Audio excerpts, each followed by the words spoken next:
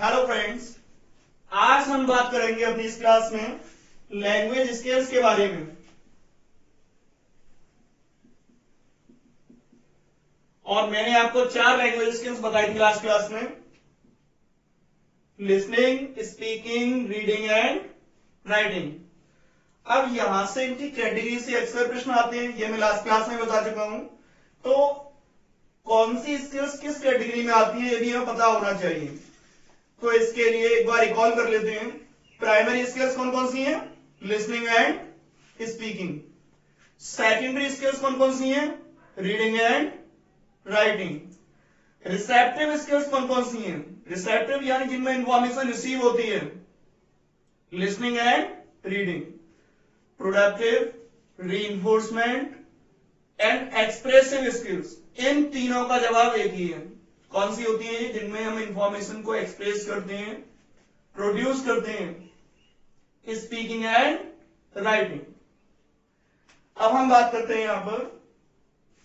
तो सबसे पहले हम बात करेंगे लिसनिंग के बारे में। लिसनिंग क्या है?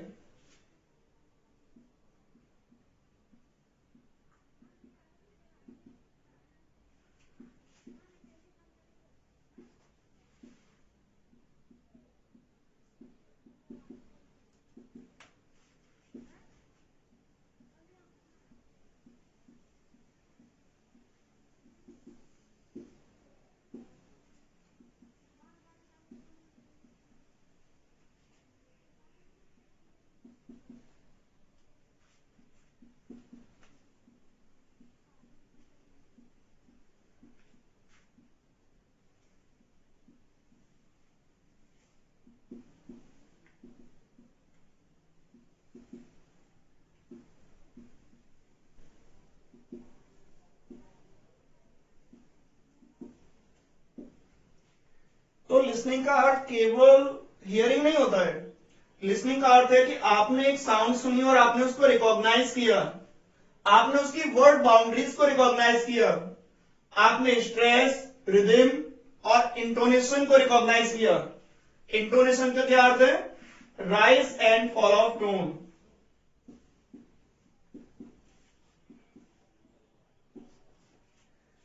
तो आपने यहां पर स्ट्रेस, रिदम, इंटोनेशन इनको रिकॉग्नाइज किया है और उसके बाद में आपने एक मीनिंग डिड्यूस किया है।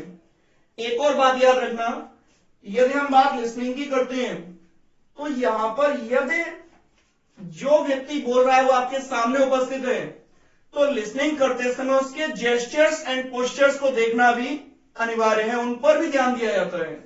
यानी रिकॉग्नाइजिंग जेस्चर्स एंड पोस्चर्स।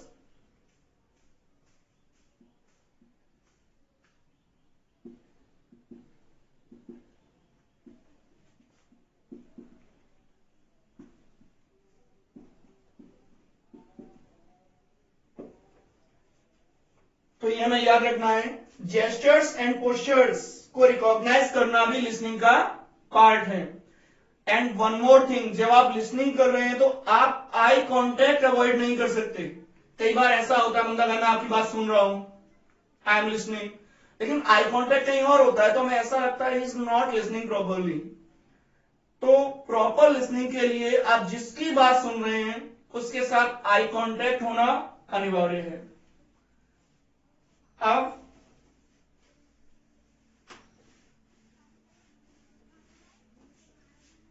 एक और बात आपको याद रखनी है, आपसे एक प्रश्न पूछा जाता है कि लैंग्वेज लर्निंग स्टार्ट्स विद, और आपको ये चारों स्किल के नाम ऑप्शन में मिलेंगे, listening, speaking, reading and writing, कि लैंग्वेज लर्निंग किस स्किल से स्टार्ट होती है। तो पहली स्किल कौन सी है? लिसनिंग। तो ये भी हमें याद रखना है, language learning starts with listening.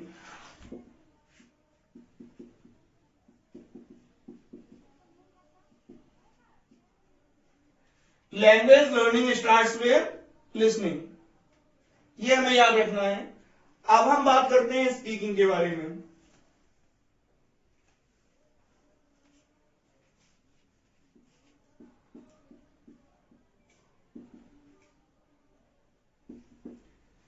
देखिए, लिसनिंग और स्पीकिंग में अंतर क्या है? लिसनिंग में आप वर्ड बाउंड्रीज को, स्ट्रेस को, रिदम को, इंटोनेशन को रिकॉग्नाइज कर रहे थे, लेकिन स्पीकिंग में प्रोड्यूस करेंगे। तो इसका अर्थ है producing sound using proper volume and clarity,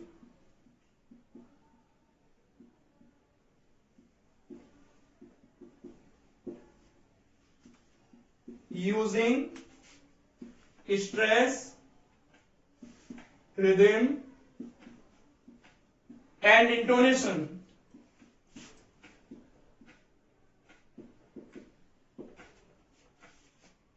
using gestures and postures।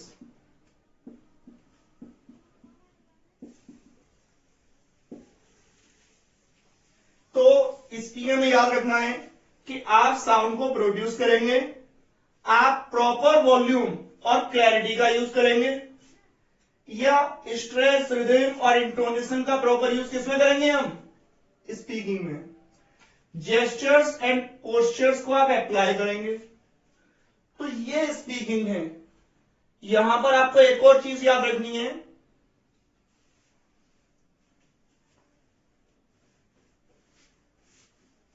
Areas of speaking.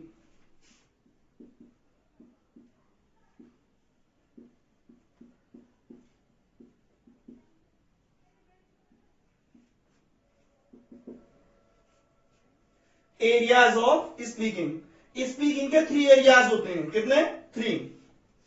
First one mechanics,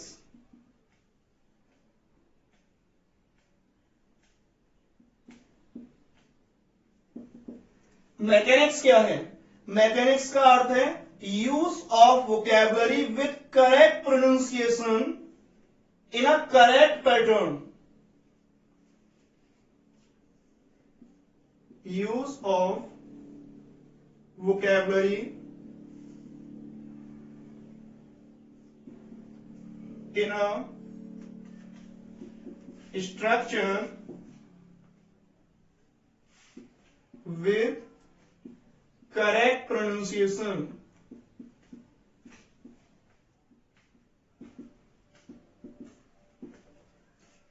यानी मैकेनिक्स का अर्थ है आप वोकैबुलरी को, ग्रामर के एक सेंटेंस का स्ट्रक्चर होता है वो करेक्ट हो, आपका प्रोनाउंसिएशन करेक्ट हो और वोकैबुलरी आपके पास हो, तब उसको जब आप राइटली यूज करते हैं, दैट इज कॉल्ड मैकेनिक्स। तो यहां पर आपको एक और भी बात याद रखनी है, language components.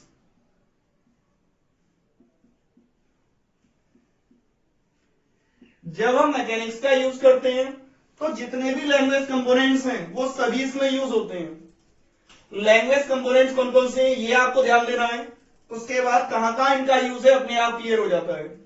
First one sound, second one structure,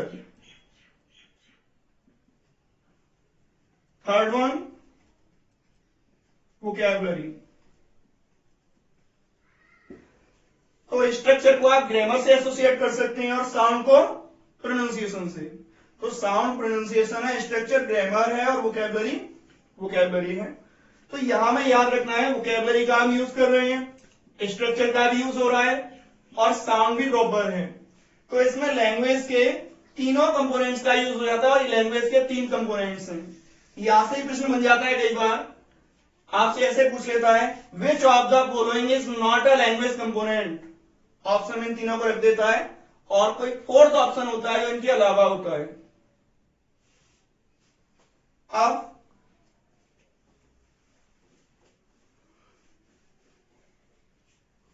speaking के सेकंड एरिया के बारे में बात करते हैं।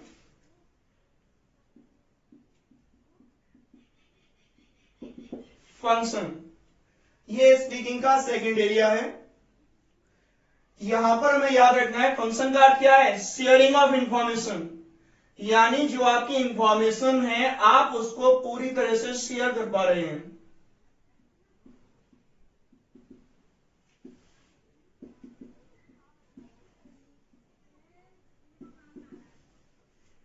और जो आपके बेसिक फंक्शंस हैं लैंग्वेज के स्पीकिंग में, वो मैं आपको पहले भी बता चुका हूं। कौन कौन से फंक्शन होते हैं? क्रिएटिव फंक्शन, इंस्ट्रूमेंटल फंक्शन,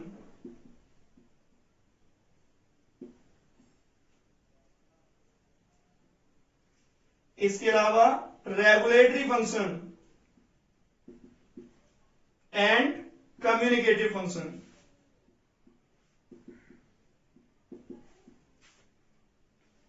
तो ये 4 लैंग्वेज के फंक्शन हैं।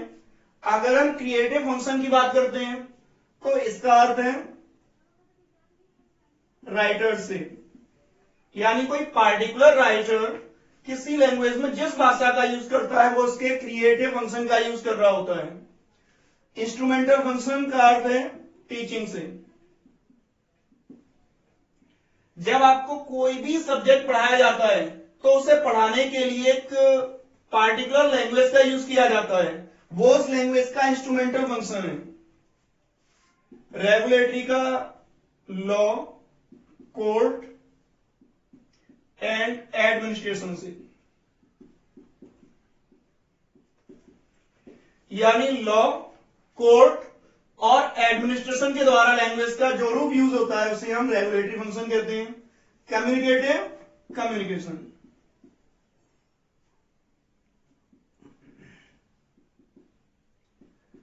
यदि आप लैंग्वेज का यूज सामान्य वार्तालाप में करते हैं, जनरल कन्वर्जेशन में करते हैं, तो वो उसका कम्युनिकेटिव फंक्शन होगा।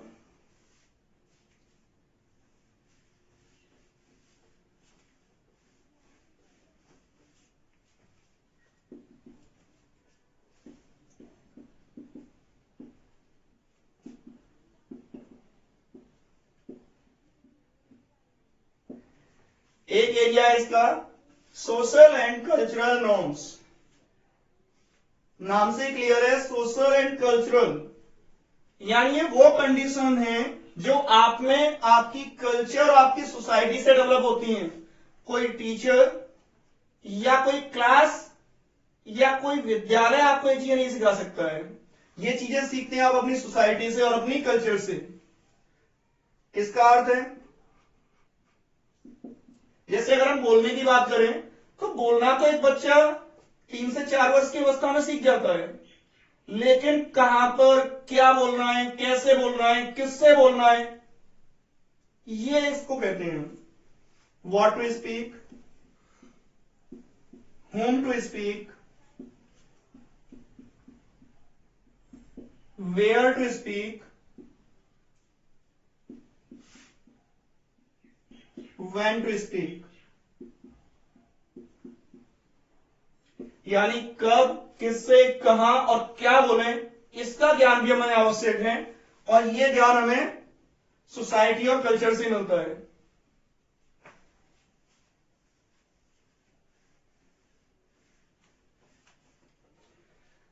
अब हम बात करते हैं स्पीकिंग की सिचुएशंस के बारे में।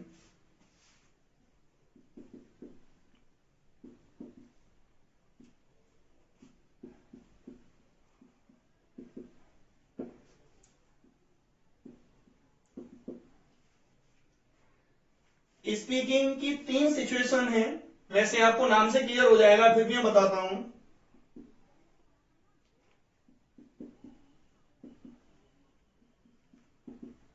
Interactive,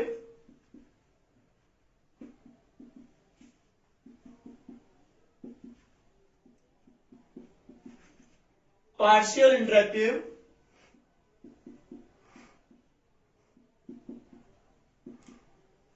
non interactive. तो आप इंटरैक्टिव से क्या अर्थ समझ रहे हैं? इंटरैक्टिव का अर्थ है इंटरेक्शन। तो जब दोनों साइड से इंटरेक्शन हो, दोनों के स्पीकिंग की अपॉर्चुनिटीज इक्वल हो, तो उसे हम इंटरैक्टिव स्पीकिंग कहते हैं। ये कैसा है? Both side communication.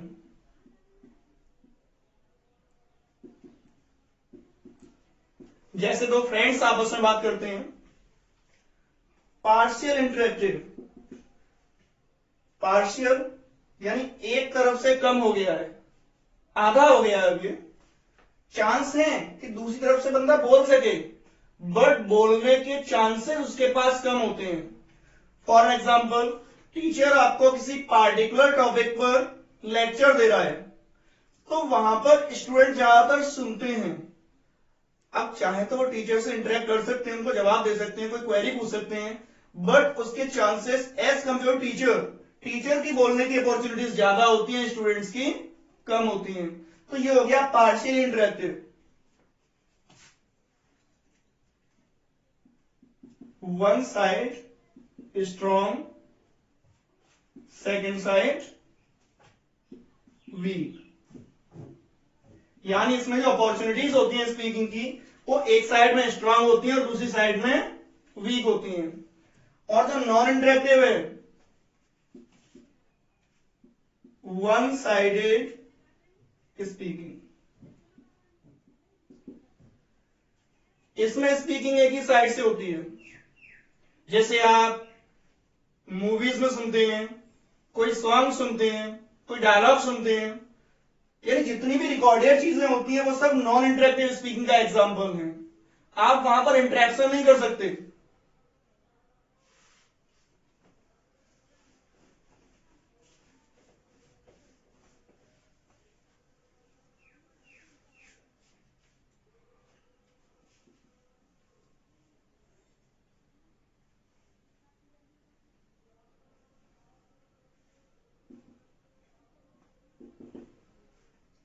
अब हम बात करते हैं रीडिंग के बारे में।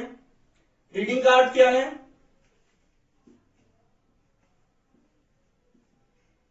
Producing sound for some written symbols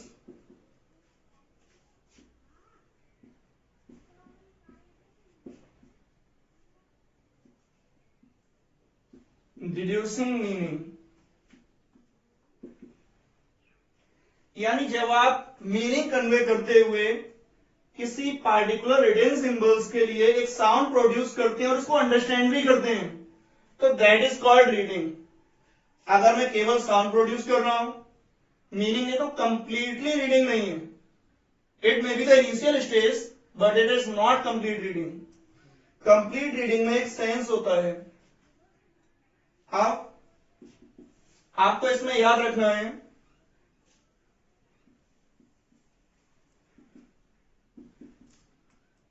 कुछ रीडिंग टर्म्स को जो एग्जाम में अक्सर पूछ ली जाती हैं। फर्स्ट वन,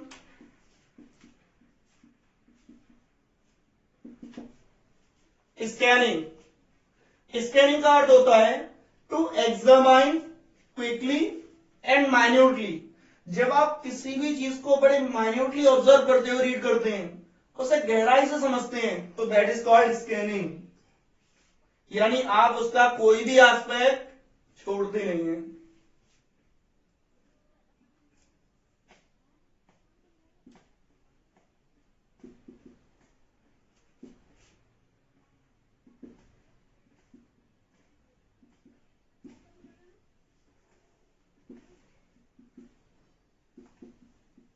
यहां अंडरस्टैंडिंग के स्थान पर आपको एग्जामाइनिंग वर्ड भी मिल सकता है, तो आप यहां एग्जामाइनिंग कहें या अंडरस्टैंडिंग कहें, एक ही बात है। Examining reading closely and minutely. Second word is skimming. Skimming basically हम तब करते हैं जब हमें कोई पार्टिकुलर इंफॉर्मेशन फाइंड आउट करनी होती है। फॉर एग्जाम्पल, आपके पास कोई पैराग्राफ है, अब उसमें वो पैराग्राफ गांधी जी के ऊपर है, आपको पता करना है गांधी की डेथ कब हुई, तो आप केवल डेथ और डेट ढूंढ रहे होंगे, एम आई राइट? बाकी जो कॉन्टेक्स्ट है उसको आप जल्दी जल्दी छोड़ते चले जाएंगे, तो that is called skimming. You can say quick survey of context. इसमें आप अनवांटेड डेटा को चंक आउट कर देते हैं, लीव कर देते हैं।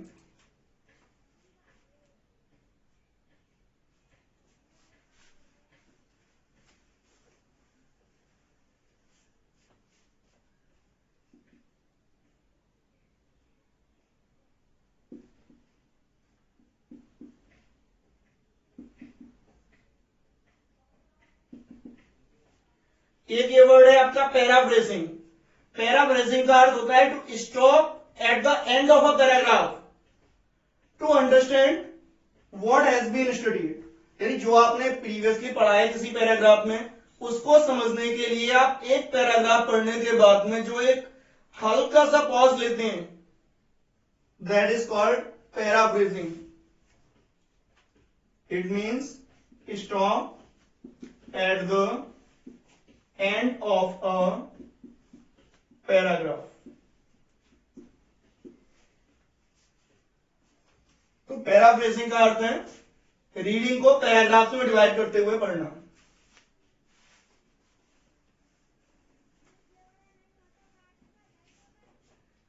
अब अगर हम रीडिंग के बारे में बात करते हैं, there are 4 types of reading.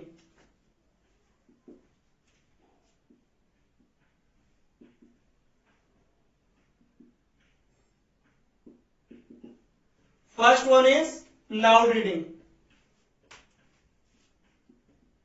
नाम से क्लियर है, इसमें पूरा फोकस साउंड पर होता है।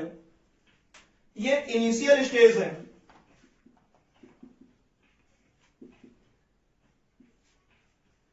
इसमें आप ये पूरी तरह से एसेस कर सकते हैं कि बच्चा प्रॉपर रीडिंग कर पा रहा है या नहीं। एंड ये बोरिंग होती है, वो इसलिए क्योंकि जनरल लाइफ में कोई भी लाउडली रीड करते हुए पढ़ना नहीं पसंद करता है, सभी साइलेंट रीडिंग करना पसंद करते हैं। बट इनिशियल स्टेज में जब आप बच्चे को रीडिंग सिखा रहे हैं तब उसके लिए बहुत ही इंपॉर्टेंट होती है। इसमें आप केवल साउंड पर फोकस करते हैं, मीनिंग पर फोकस नहीं करते। जैसे आपको अगर जरूरत पड़ती है कई बार तो आप सिंगिंग करवाते हैं। आपसे कई बार पूछ लेता है छोटे बच्चों को पढ़ाने के लिए कौन सी रीडिंग बेस्ट है, तो आपको एक ऑप्शन मिलता है कोरस रीडिंग। तो यह कोरस का अर्थ होता है गाने से। छोटे बच्चों को हम गा करके पढ़ाते हैं। हम बच्चे को कहते हैं ट्विंकल ट्विंकल लिटिल स्टार, अब उसे नहीं पता ट्विंकल का मीनिंग क्या है, बट रीडिंग करते हुए उसे फन मिल रहा है, वो उसे एंजॉय कर रहा है, तो इससे क्लास इंटरेस्टिंग हो रही है।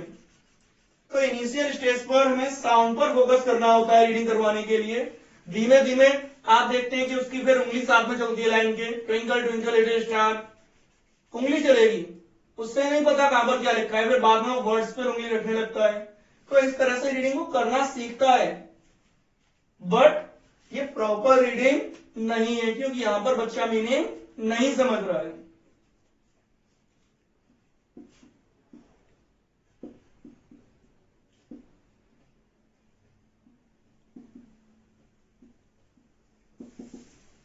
अब एक ये वर्ड है साइलेंट रीडिंग।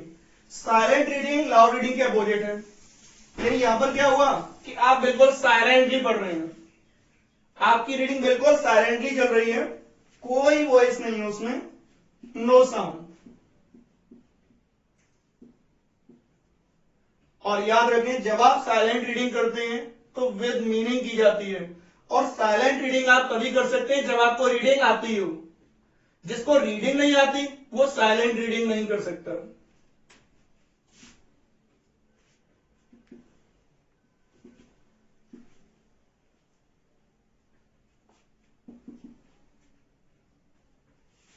और बेसिकली इंटरेस्टिंग भी है क्योंकि हम सभी नॉर्मल लाइफ में साइलेंटली रीडिंग करना पसंद करते हैं। हम कैसी रीडिंग करते हैं नॉर्मल लाइफ में? Silent reading.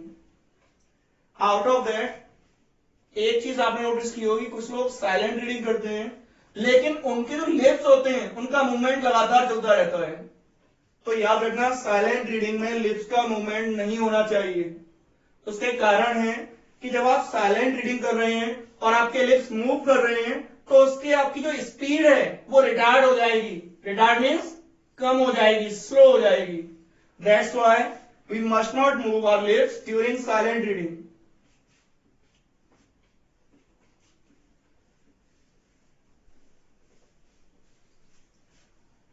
अब इसमें 2 टाइप और हैं, इंटेंसिव रीडिंग, एक्सटेंसिव रीडिंग।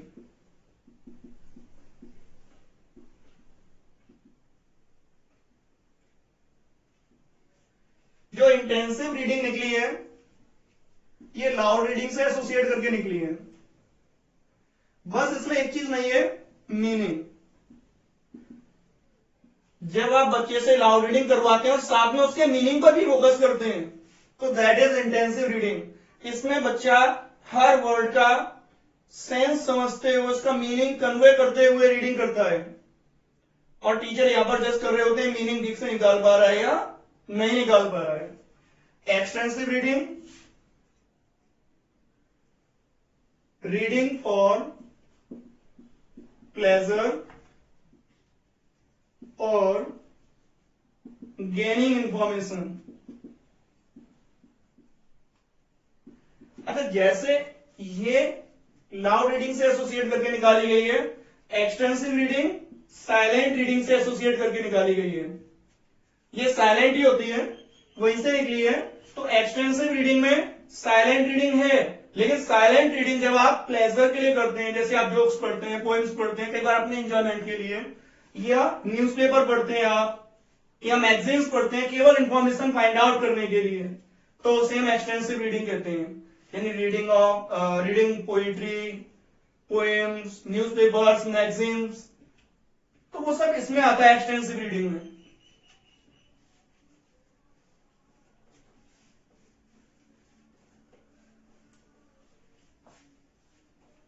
अब क्या बचा? राइटिंग।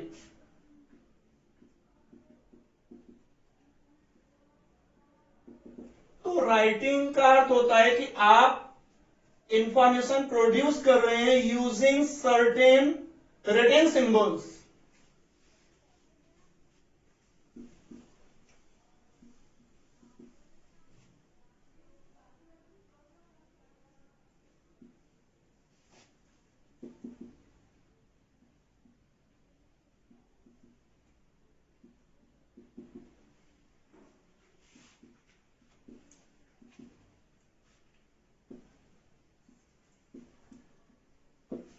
इन सर्टेन सिंबल्स को आप लेटर्स कह सकते हैं। तो जब आप लेटर्स का, कुछ सिंबल्स का यूज करते हुए इंफॉर्मेशन को प्रोड्यूस करते हैं, तो उसे हम राइटिंग कह देते हैं। राइटिंग में आपको दो टर्म्स अक्सर याद रखनी है। First one is ट्रांसक्रिबिंग।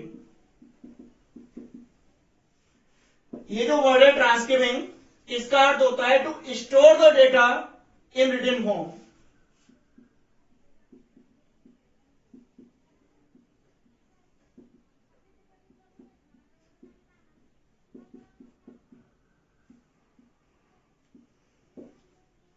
और एक और वर्ड आपको मिलता है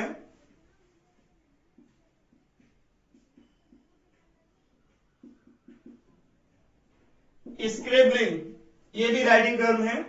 स्क्रिबलिंग का अर्थ होता है to write quickly and carelessly. जिसे घसीटना बोलते हैं। तो जब बच्चा बहुत ही रफली लिखता है, बहुत तेजी से लिखता है, अपनी राइटिंग में बिल्कुल फोकस नहीं करता है, तो दैट इज कॉल्ड स्क्रिबलिंग। और ट्रांसक्रिबिंग, जो भी आप इंफॉर्मेशन है आपके पास, अगर आप उसको रिटन फॉर्म में, यानी आप सीधे सीधे इसका मतलब राइटिंग से ले सकते हैं। इसका मीनिंग राइटिंग ही है। आप डेटा को रिटन फॉर्म में स्टोर करके रख रहे हैं, इसका मतलब क्या है? आप राइटिंग कर रहे हैं।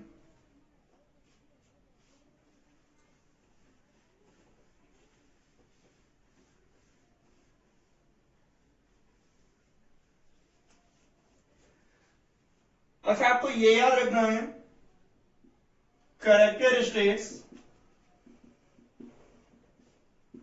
Of good handwriting. अगर आपको अच्छा लेख लिखना है, तो उसमें क्या क्या खास बात होनी चाहिए? तो आपको कुछ ज्यादा याद नहीं रखना है, कुछ ही चीजें हैं जो आप सभी जानते भी हैं। First one is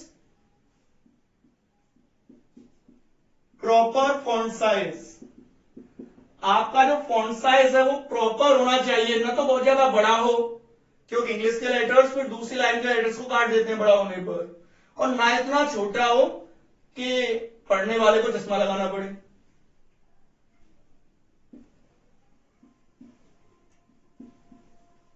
proper spacing, जहां पर वर्ड बाउंड्रीज खत्म होती हैं, या जहां पर आप कोई दूसरा वर्ड स्टार्ट करते हैं, तो उन दोनों वर्ड्स के बीच में एक प्रॉपर स्पेस होना चाहिए.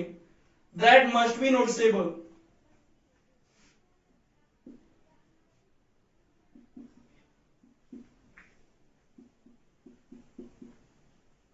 Simple letters.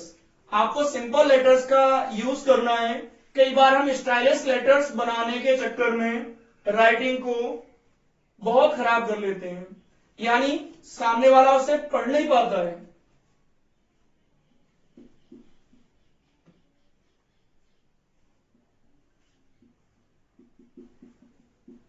लेजिबिलिटी, ये इसकी सबसे मुख्य विशेषता है. पठनीयता, यानी आपने जो लिखा है वो पढ़ने में आना चाहिए. ऐसा ना हो कि आपने लिखा है पर उसे आप ही नहीं पढ़ पा रहे हैं.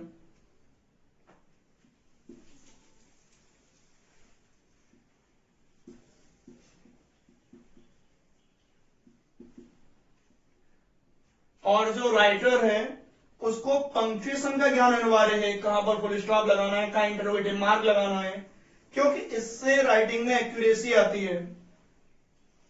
तो यहां पर पंक्चुएशन की नॉलेज अनिवार्य होती है एक अच्छे राइटर के लिए.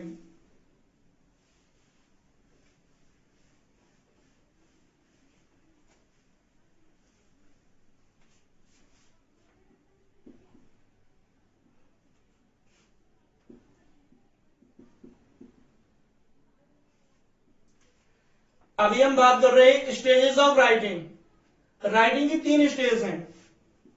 First one, free hand drawing.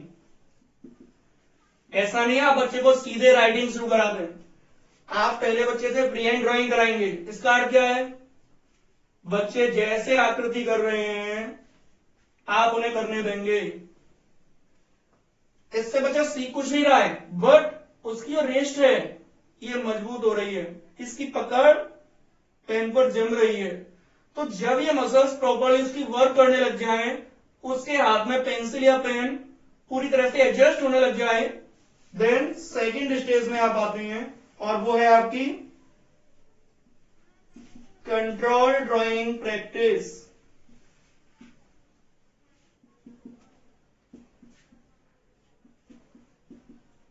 Control drawing practice में आप बच्चे को कुछ सर्टेन ड्राइंग के पैटर्न देते हैं और उसे बनाने के लिए बोलते हैं. जैसे कभी आप इस तरह के लाइंस बनवा रहे हो, कभी इस तरह के, कभी आप सेमी सर्कल बनवा रहे हैं, कई बार आप सर्कल बनवा रहे हैं, ट्राइंगल बनवा रहे हैं. तो जब इस तरह की आकृतियों से बच्चा इंट्रोड्यूस होने लगे, तो जब एक बार बच्चा इस तरह की आकृतियां परफेक्टली बनाने लगे, तो देन इंट्रोड्यूस लेटर्स. यानी लेटर्स आपको तीसरी स्टेज में इंट्रोड्यूस करने हैं.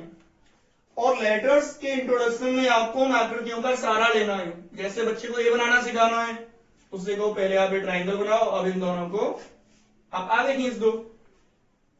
तो इस तरह से बच्चा एक तो अच्छी राइटिंग सीखता है, सेकेंडली उसकी राइटिंग ब्यूटीफुल होती है क्योंकि आर्ट बेस्ड है.